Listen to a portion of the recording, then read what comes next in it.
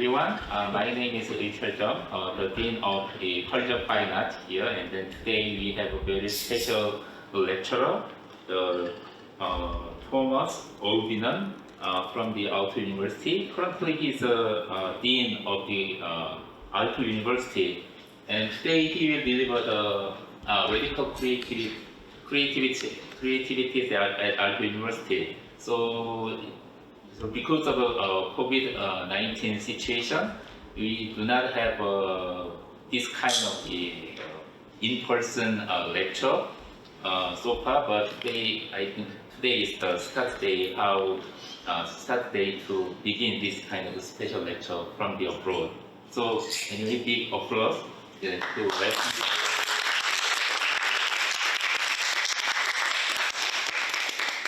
Thank you for the invitation. So good morning everyone. I'm Tuomas Auvinen. My main job is to be the Dean of the School of Art, Design and Architecture at Aalto University, but I also have a second responsibility within the university. So I'm in the President's leadership team we call it the champion of radical creativity, and I'll talk to you about 4 things today. I will tell you a little bit about Aalto University and where Aalto University came from. Let me just get my title working, because I always talk too long, so it's good for me to have a time of checking my time. So I'll talk to you about Aalto University a little bit, where Aalto University came from and where we started from. Then I'll tell a little bit more about my school, what we call Aalto Arts.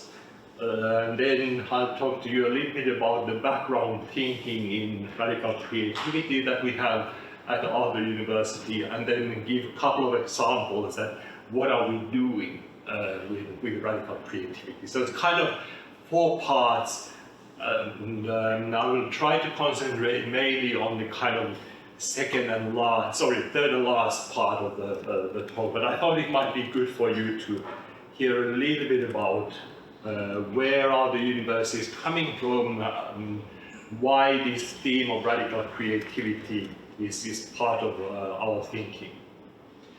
We of course know that change is now everywhere around us, and I've been using this slide for more than a couple of years now, even before the pandemic time, but it seems that change is just kind of becoming faster and faster around us. So many things that we haven't had before, like the AI-generated subtitles that you are seeing. This is the first time I'm using this AI tool, are really making the world a very, very different place around us. And our take at Aalto University, and why Aalto University was actually created initially, was to embrace that change. That because the world is really transforming around us, we need new ways of looking at things, comprehensive new thinking, and tangible solutions. One of the approaches of Aalto University is really not just concentrate on research and education, but we really want to be a partner in the society with the public sector, with companies, looking at how do we move forward and how do we tackle many of the big solutions, big challenges that we are facing. And this illustration is one of my favorite. We know that there is a solution somewhere. It is behind a maze. We don't have a linear approach to that currently, but with working together, with being creative, with being transdisciplinary, we can and will find the solutions. As with most universities, sustainability has become one of the major leaders for Aalto University. Our new strategy, the kind of top headline is shaping a sustainable future. Because this is of course the challenge that we need to work all around and tackle together. But we also have 2 other themes. One is entrepreneurial thinking, Aalto University is actually quite well known for its startup ecosystem, entrepreneurial thinking. I'm not going too deeply into that, but the third one is the one that I'm talking more about today, is radical creativity. And I'll give you the reasons for this a little bit later, but I'm really quite happy that as a representative of the creative sector, we have now recognized in the whole university that we need to bring creativity at the kind of core of everything that we do in the university. And when we were discussing how we call this strategic theme, we of course said first creativity. But if you are a researcher, if you are a teacher, if you are a student, you need to be creative in a university setting. So the bar would be quite low if we said that we want to enhance creativity within the university. So we said what we really want to see is radical creativity and move forward with multidisciplinary, deeply integrated ideas that are not just incremental but are really paradigm shifting. And that's why we are challenging ourselves to be radically creative. And I'll get back to that in a moment. There was actually quite a lot of discussion among our professors, especially in the technical schools, that now we need a definition for radical creativity. And as my background is in leadership of creativity, I actually stated that if we define radical creativity too narrowly or too thoroughly, we are already telling what to do, and then it stops being creative or especially radically creative. So we avoided giving a description or definition to what we mean by radical. I'll return to that in a moment. But it was an interesting time in the process where we decided to have this goal without too narrowly defining what we want to achieve. In a way, radical creativity is behind the whole Aalto University.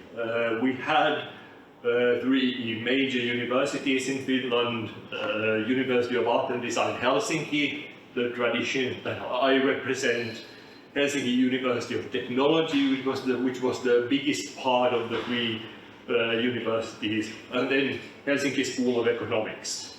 And some people already, actually the presidents of these three universities, already in the early 2000s, saw that the world is changing and we really need to bring these areas together in order to tackle the world as we saw it.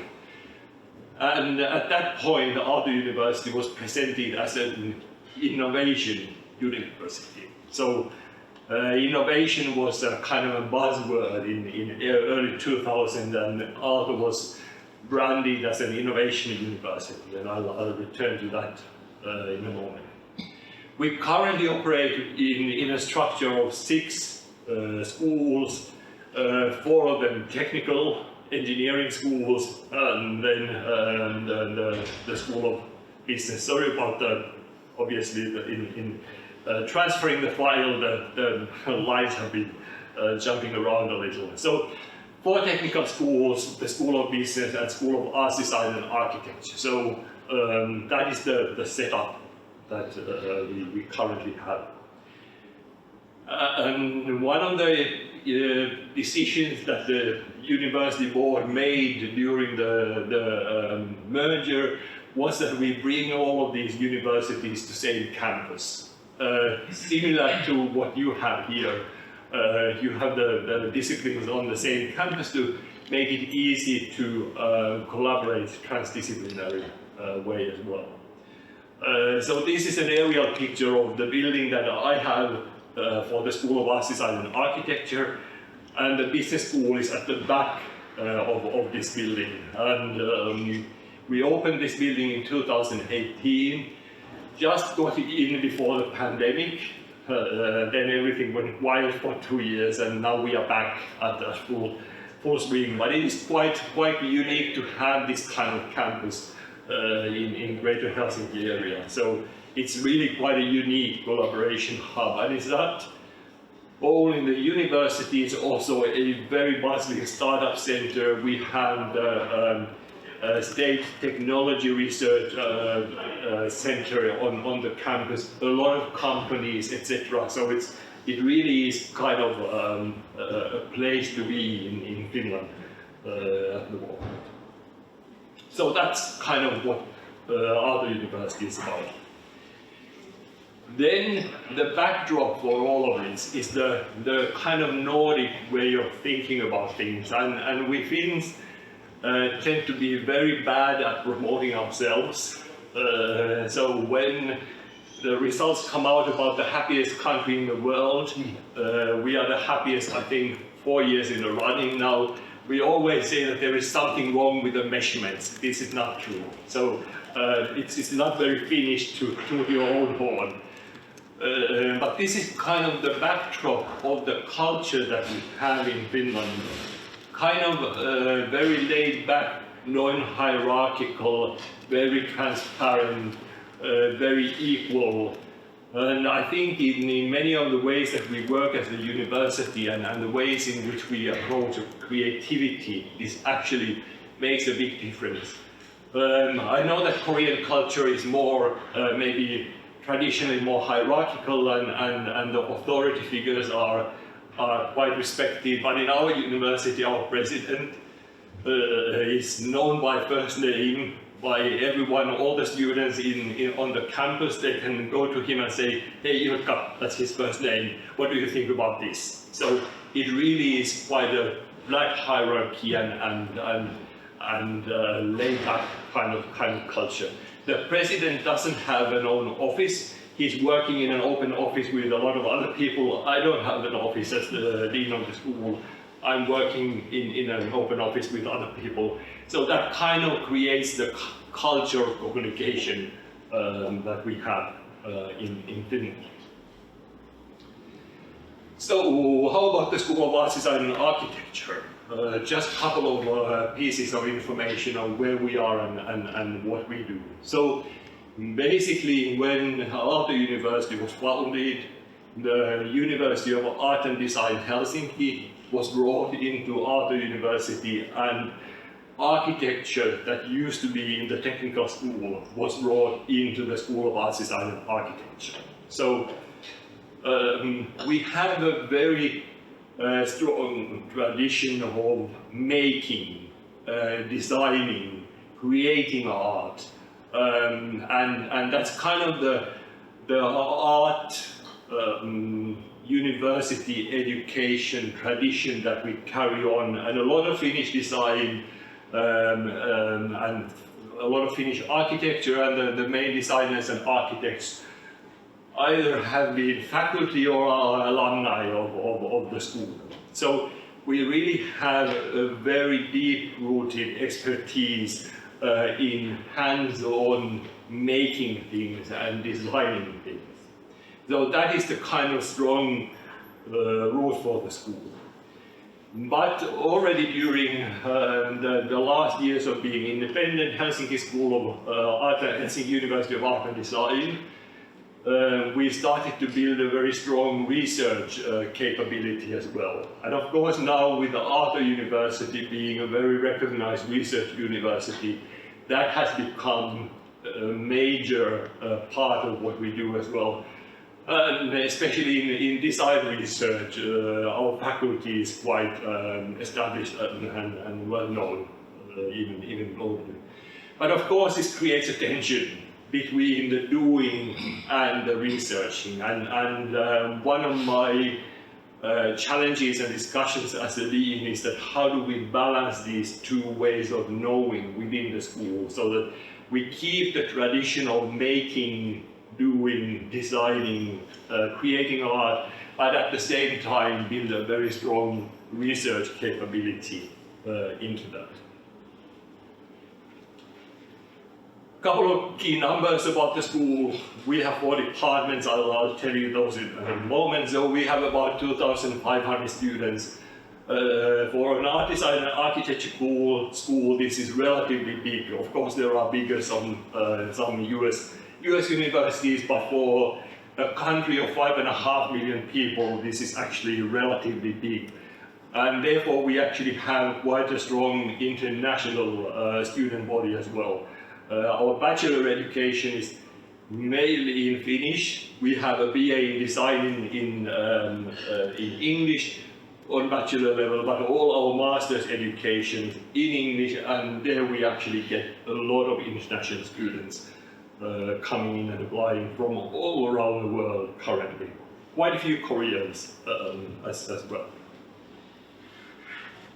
So the departments, as I mentioned, we used to have 5, now we have 4 for reasons that actually come out of the curriculum development. So the Department of Architecture with the majors that you can see on the board, Department of Design and their majors, and then Department of Film, Television and Scenography. So we have the film school within our school. The Department of Art and Media used to be 2 different departments. So we had a Department of Art that was concentrating on art education, certain kind of more curating artist programs. And then we had a Department of Media. Then what we recently did a very big overhaul of our program portfolio and our curricula. And these 2 departments actually realized that they had a lot of overlap and kind of joint interests. And in the end, they decided that they wanted to create one program with several majors. And once the programs came together, we said, okay, then of course the departments need to come together as well. So we've just gone through a merger in that. This is too small font for you to read, but it's kind of a visual illustration of how our bachelor education from the 4 departments is feeding into our master's education. So there's quite a lot of overlap from different bachelor programs into certain master's programs. In some fields like architecture, it is more kind of clear path, but especially in art and media, the path can be very, very varied. And on the right side you see the master programs, and those are all in English, so that is the place where we get all our international students. Out of the master's intake, roughly 80% come from other countries than Finland. And our professors are roughly 50-50 international and Finnish professors currently. So our working language within the school is English. Of course, Finnish is used when there are only Finns around, but there are meetings where there are just a couple of Finns meeting and then an international staff member comes in and we change into English kind of mid-sentence. So we created this kind of very flexible way of using the languages. There are a couple of rankings that, of course, in today's world, universities are quite a lot looked at through their rankings. The school rankings currently, architecture 48 in QS ranking, and art and design number 6 in QS ranking. And the schools that are above us in QS ranking are all schools that are teaching in native English. So 2 in London and 3 around New York and Boston area. So that's why we look at it as quite an achievement. Also, our fashion program is one of the few that receive excellence in all 4 categories in business of fashion ranking, so that's one of the areas that we are quite well known for. Okay, that was about Aalto University and that was about the school. So let's get to radical creativity a little bit more.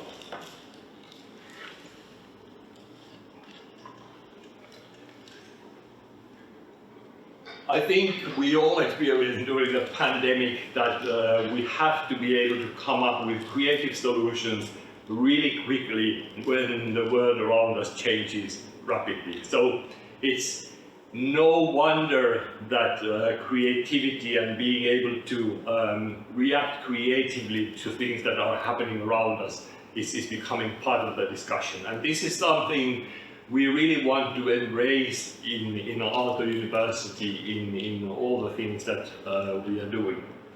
And if you look at the innovation cycles that are happening, the speed of change is kind of becoming faster and faster.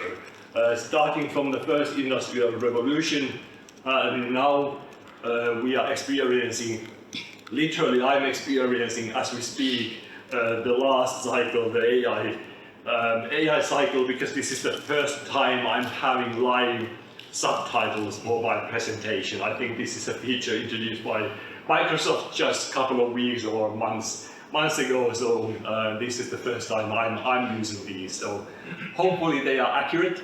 I have no idea what's written there, that's Microsoft's responsibility, but hopefully it's representing what I'm saying here in English.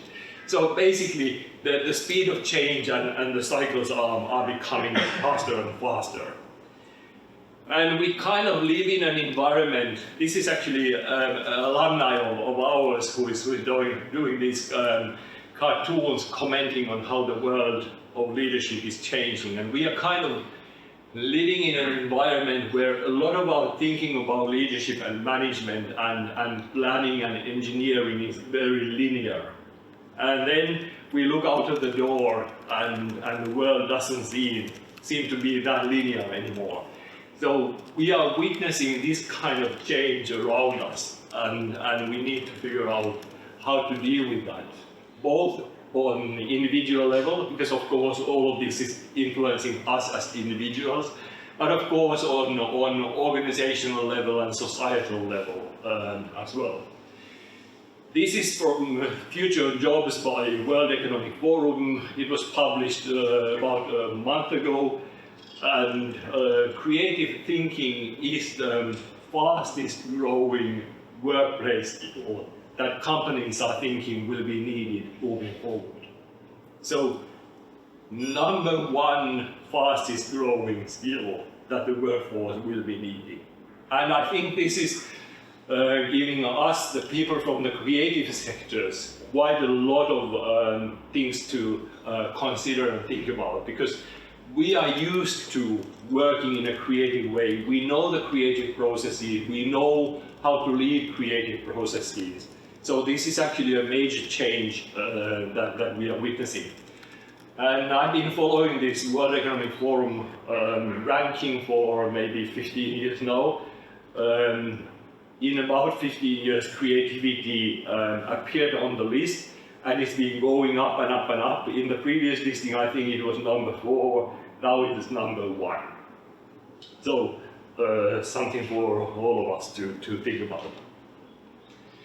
And of course, we're looking at how we deal with the world.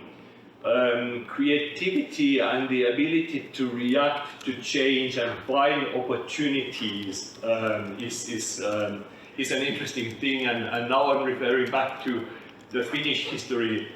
We are now ranking number 1 in different categories in the world, and living a relatively good life in Finland. But only 80 years ago, after the Second World War, we were one of the poorest countries in Europe. So what happened? How did we actually do that? And I think it's because we've been investing in education and innovation and really looking into societal creativity, finding solutions, finding the ways forward. And nowadays, our education system is well known. Our healthcare is quite on a high level. So the lack of resources, because we don't have major natural resources in Finland, forced us to think differently. And also there was enough political courage to really make big changes and take take things forward. And I think that kind of strengthens the foundation for the societal creativity that we have in the Finnish culture. And of course, we are now building on that at Aalto University. And we are really trying to make it radical creativity in action. So, sorry. We formed Aalto University, bringing artistic and creative practices together with business, entrepreneurship and management, and technology and innovation capabilities. And then we had, in the past, different kinds of initiatives within and around the university.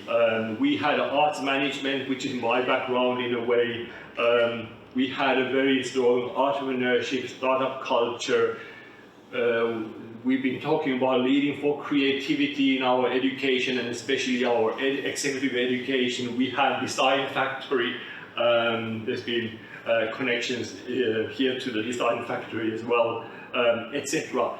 So many of these things kind of came together as the concept of radical creativity that we want to be pushing forward. And it really fits to the shift that we are witnessing in the society. This is from Ronald Heifetz at Harvard Kennedy School, where he talks about the shift that we are witnessing from technical to adaptive challenges. And a lot of our way of thinking about organizations, leadership, society even, is based on the kind of world where we were facing technical challenges, the upper road, the kind of challenges where we know what the problem is, and we know that someone has actually come up with a solution already. So we only need the authorities or experts to solve that solution, and the resources needed is time and money. So basically in an organization, we go to the boss saying, hey, I have this problem, I need to solve this, okay, who can help me? And we need some budget or time to solve that. Kind of issues that are very technical in nature. And in the past decades, maybe more of our challenges were technical in nature. Now we've come to the kind of time where the pace of change is so fast that we face a lot of adaptive challenges. The kind of challenges where we don't even know what the problem is. And therefore, even the solution is unclear and requires common learning. And then who needs to solve this is the people who have the problem and their stakeholders. And the resources that we need is learning new ways of working. So instead of having an authority or expert who comes in and says, okay, this is how we deal with that, it is the common learning process, co-creation if you want to use that, co-design, some of the terms that have been floating around for a long period of time, exactly trying to tackle these kinds of challenges that we are facing. And now we really need to be rethinking also our organizations and how we lead. Because if I, as a leader, as a dean, for example, I'm faced with AI coming into the university, for example. I don't know exactly what the problem is. I don't know the solution, and I don't think there are many people in the world who knows how to solve the impact of AI in a university setting. So basically what we need to do is to start learning together. Faculty bringing the students into the discussion, looking at the possibilities, and really co-designing, co-creating, co-learning together the new ways of working. So we are living in more adaptive leadership environment rather than an environment of technical challenges. And this is why we think creativity and radical creativity is so important. But how do we achieve that? You remember I mentioned that Aalto University was launched as an innovation university. So that was the tagline for the first years. And we were quite sort of trailblazers in the university sector at the time. But now if you Google Innovation University, you get a lot of hits around the world because many universities wanted to get on the innovation bandwagon. And I've been teaching leadership of creativity and innovation for a long period of time, and I've argued for a long time that it's actually creativity that we need before we get to innovation. And for creativity, we need to build a culture of creativity. So just a couple of definitions. Creativity is something new and useful in the way, and I look at that. It's a kind of standard definition by Mark Runco maybe a bit more than 10 years ago. And innovation is something that is new, useful, and has business potential. So basically, you need to have the creative idea first in order for that to become an innovation. So at Aalto University, we recognize that, okay, if we want to be an innovation university, we really need to look into creativity. And one way of, because you can't really manage creativity, but you can manage for creativity. So you can build a culture. This is one of my favorite quotes from Teresa Marville, who's doing research on innovative organizations at Harvard Business School.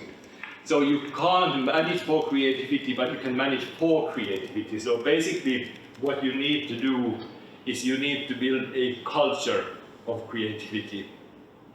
If we had a whole day, I would go through these one by one, but as this is kind of a teaser lecture, I'll show them all right in the beginning.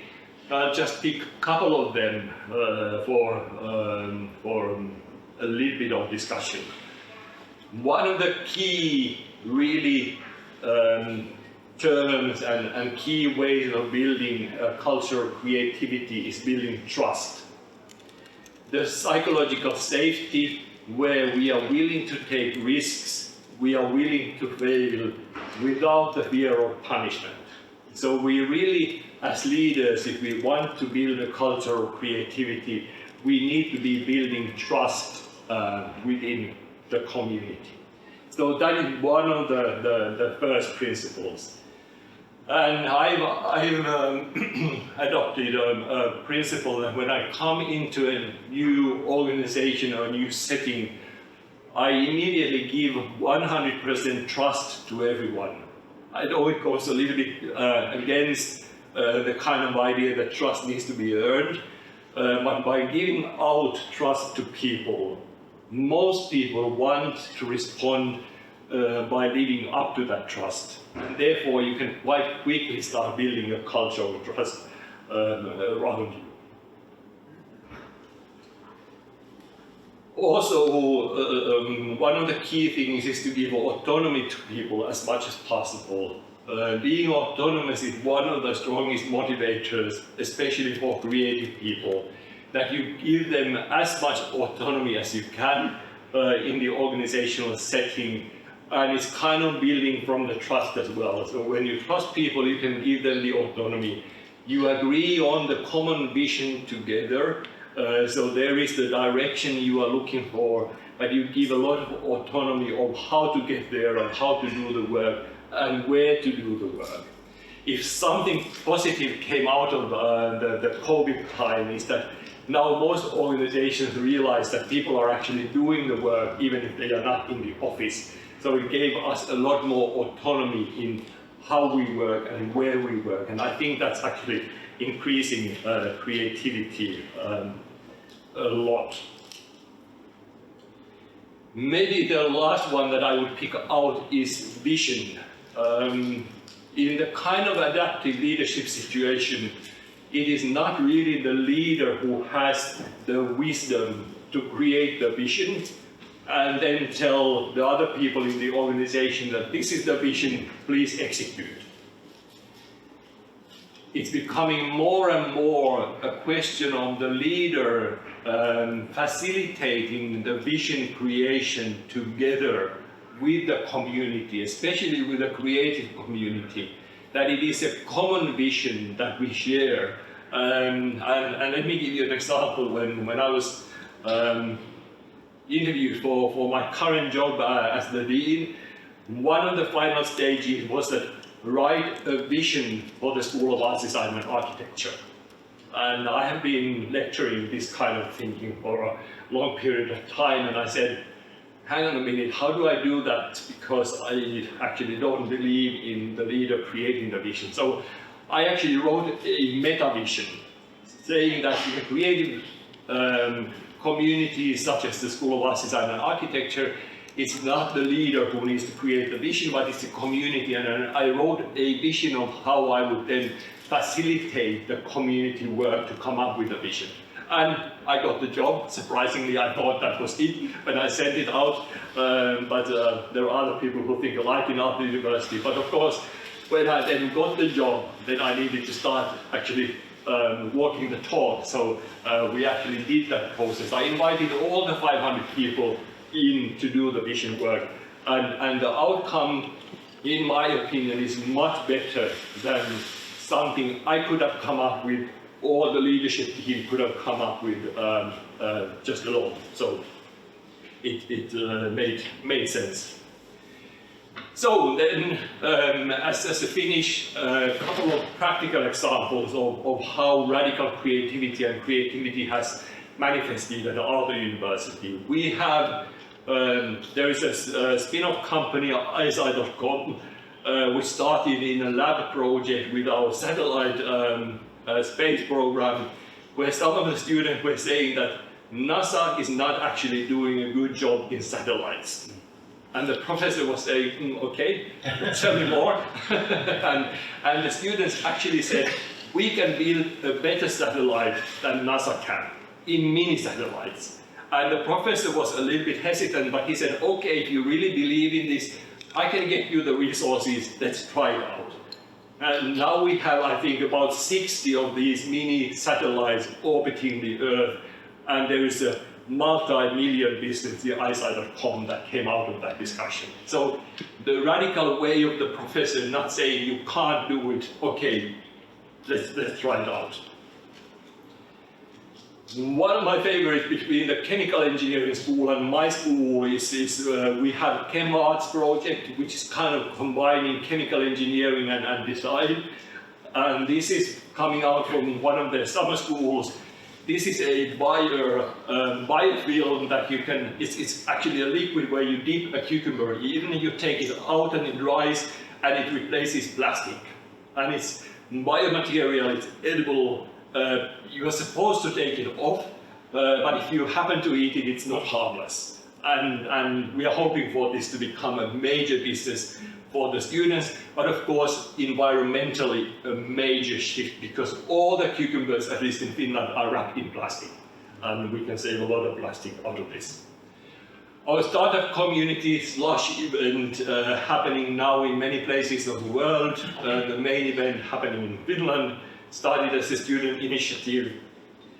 We have just launched a Radical Creativity Summer School. The enrollment period just ended. We sold it out immediately, but it will be repeated, just as a hint if you are interested. And then we decided that within the university, we actually want to give out funding, research funding, for those kinds of projects that transdisciplinary teams have an inkling that this might be something interesting. And normally it's very difficult to get research funding with that kind of, without having a track record. So it's kind of a seed funding for the teams to start looking into something new and useful. And one of the projects that we funded was actually a research project into how is radical creativity understood at Aalto University. So, and as we remember in the beginning, I said I don't want to define this, but then our professors went in and had interviews with a lot of people and came up with a kind of shared understanding and different definitions of radical creativity, and this is available online if you're interested. Again, much better results than if I had given the definition in the beginning. We dedicated an empty building for creative work, very low threshold, almost no rules, just some safety rules.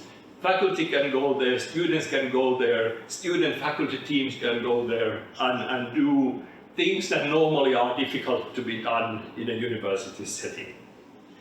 We are creating a documentary film on radical creativity because we want to kind of tell what we are doing, and it's not a corporate video, it's actually a award-winning documentaries from our alumni who is doing, we gave them free hands, so do whatever you want, but tell about radical creativity at our university.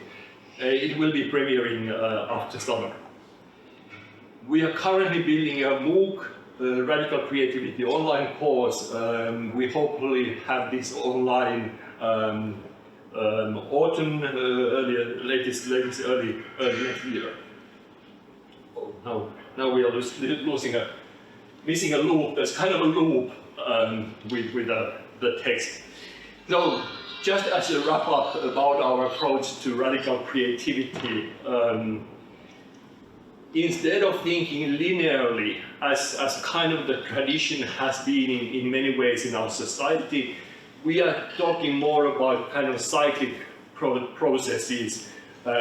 Cyclic process including critical thinking, curiosity, not knowing, embracing uncertainty, prototyping, experimenting, learning from failure, resilience and creativity. So kind of a looping system. For some reason, the transfer has taken the loop out of the picture, but just imagine it there. So, our goal is really to increase the capacity for transformation and well-being in the world by building a vibrant, dynamic and compassionate society, so that we can really increase the creativity and help the society tackle all the grand challenges that we are facing, both on individual level and on the collective level. So, that was my pitch about radical creativity at Aalto University.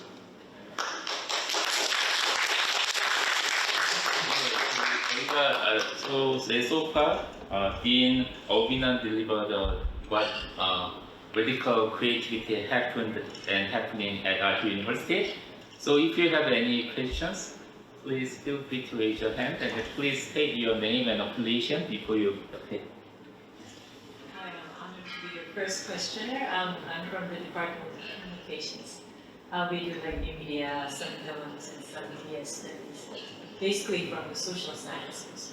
But I'm not speaking as a professor in communication studies, but I'm speaking as one of the steering committee members at the Center for Culture and Arts, which is a pretty new organization within SNU, which is exactly trying to do what you build there to put a seed of creativity within the campus. Yes. But the initial problem that we're facing right now is that Seoul National University is a large research-based university. I mean, professors are obviously very serious about their own specialty areas, and they're practically very busy to do their own work, and I honor that. But in order to sort of drive the university through the direction toward the cultivating the creative culture, mixing up things, and looking at tackling the problem from the perspective that you're not familiar with, you have to pull out some of the energy and time from your own area or specialty disciplinary perspective and come out to sort of a third space and third time, which was really challenging for us because we have a lot of specialized talents, experts within the areas, but it's just hard to put those people out to the edge or boundary or the third space. I'm sure you had some challenges in some parts, like your satellite projects or the cucumber chemical project. That's exactly what we want to achieve within like 5 to 10 years. So tell me, what's your secret sauce here? First of all, when I got in touch and I read about the new Arts and Culture Center and initiative, I felt that okay, now I'm coming to the right place, because there is a lot that we can discuss in that space, and I think the ideology is quite similar to what we are doing. To the second question, yes, we were facing exactly the same challenge, and I think I don't have a secret sauce as such. Some of the things that helped was a strong commitment from our president.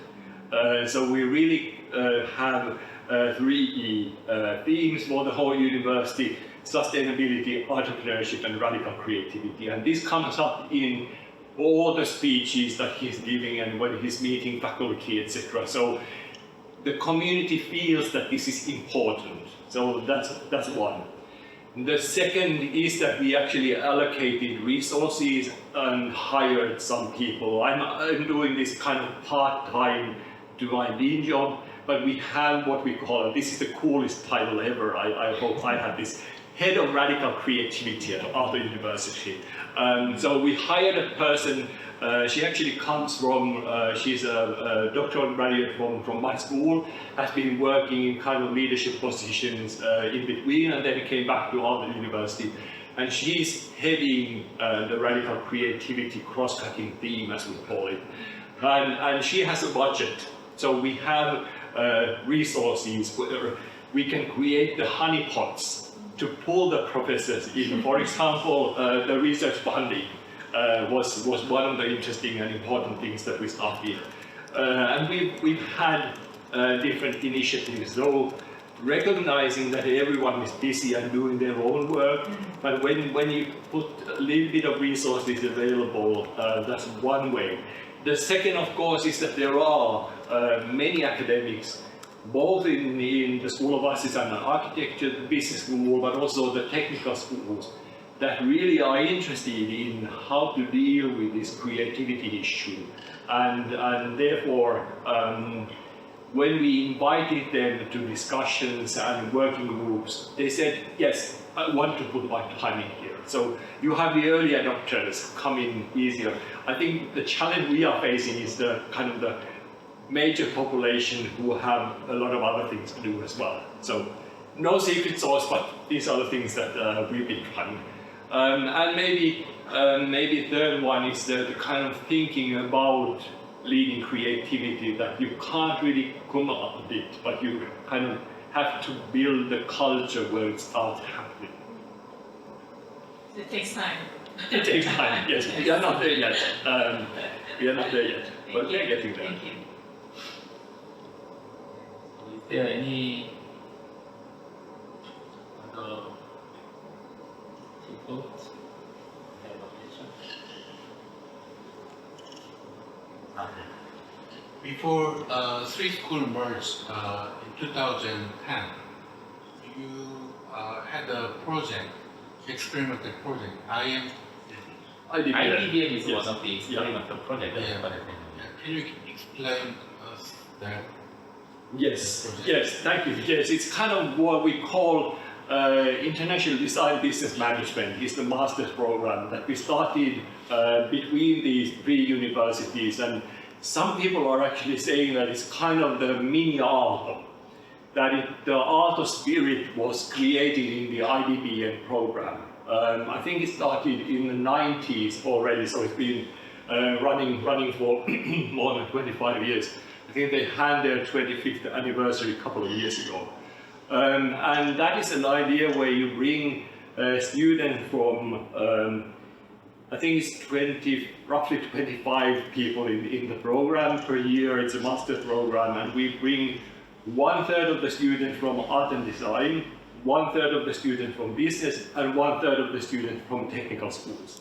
And the first year is always a mess, because people come from different perspectives. They have different way of working, different way of thinking, and engineers and artists kind of clash and come together and a lot of fights and trying to find a common way of working.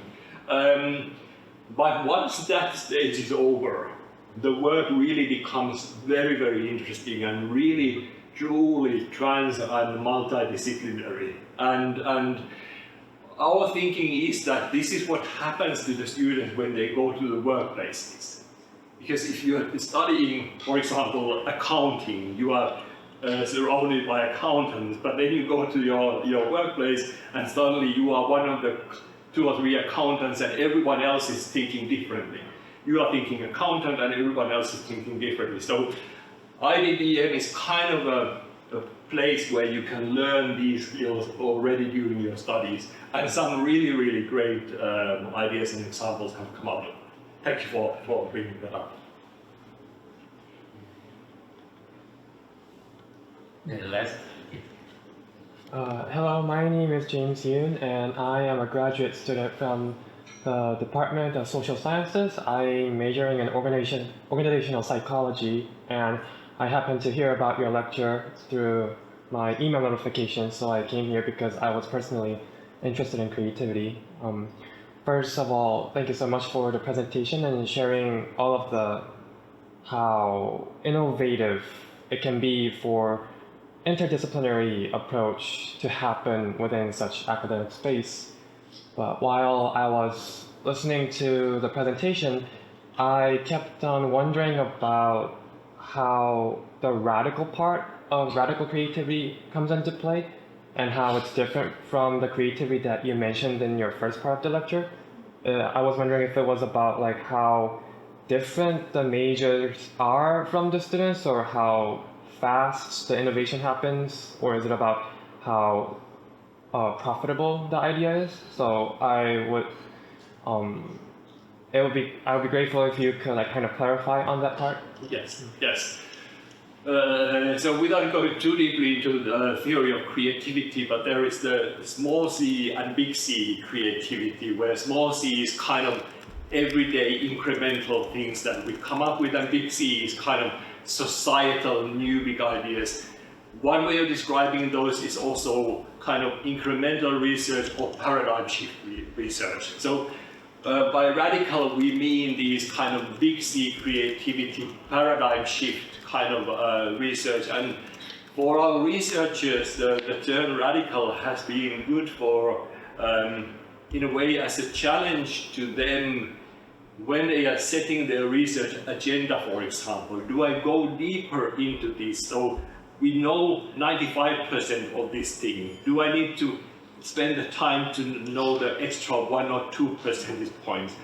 Or whether there is a bigger topic, kind of more paradigm shift topic that I could start looking into, or if there are colleagues who are looking at this issue from another discipline's perspectives, or maybe working together to look for something kind of more groundbreaking.